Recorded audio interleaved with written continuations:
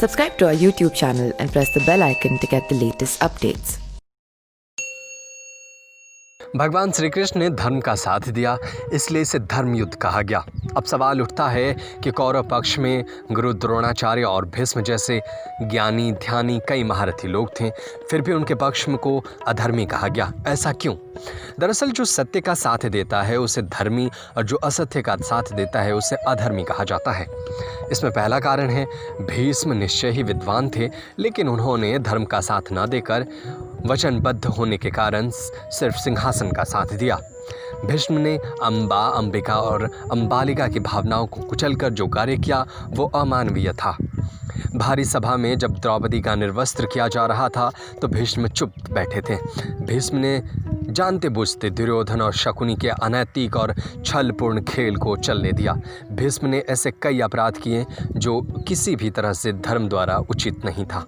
दूसरा कारण है, पांडु के जंगल चले जाने के बाद धृतराष्ट्र को सिंहासन मिला। किंवदंती है कि गांधारी धृतराष्ट्र से विवाह नहीं करना चाहती थी, लेकिन भीष्म ने अपनी शक्ति का दुरुपयोग कर गांधारी का विवाह धृतराष्ट्र से कराया था। जब गांधारी गर्भ से थीं तब धृत ने अपनी ही सेविका के साथ सहवास किया, जिससे उनको युयुत्सु नाम का एक पुत्र मिला। गांधारी के लाख समझाने के बावजूद धृतराष्ट्र ने अपने श्वशुर यानी गांधारी के पिता और उसके पुत्रों गांधारी के भाई को आजीवन कारागार में डाल दिया था।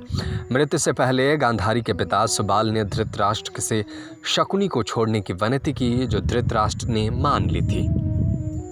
तीसरा कारण है, दुर्योधन एक अधर्मी सोच का व्यक्ति था। उसकी जिद, अहंकार और लालच ने लोगों को युद्ध की आग में झोंक दिया था। इसलिए दुर्योधन को महाभारत का खलनायक कहा जाता है। महाभारत की कथा में ऐसा प्रसंग भी आया है कि दुर्योधन ने काम पीड़ित होकर कुमारी कन्याओं का अपहरण किया था। धृत घृणा में पांडवों के हार जाने पर जब दुर्योधन भारी सभा में द्रौपदी का अपमान कर रहा था, तब गांधारी ने भी इसका विरोध किया था। फिर भी दुर्योधन नहीं माना था। ये आचरण धर्म विरुद्ध ही तो था। जब दुर्योधन को लगा कि अब तो युद्ध होने वाला है, तो महाभारत के युद्ध के अंतिम समय में अपनी माता के समक्ष नग्न खड़ा होने के लिए भी तैयार हो गया। महाभारत में दुर्योधन के अनाचार और अत्याचार किससे भरे पड़े हैं। पांडवों को बिना किसी अपराध के ऐसे ही उसने जलाकर मारने की योजना को मंजूरी दी थी। चौथा कारण है, बहुत से लोग कहते हैं कि शकुनी नहीं होता तो महाभारत का युद्ध नहीं होता।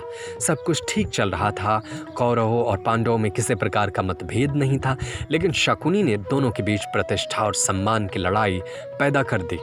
शकुनी ने ही दुर्योधन के मन में पांडवों के प्रति वैर भाव बिठाया था।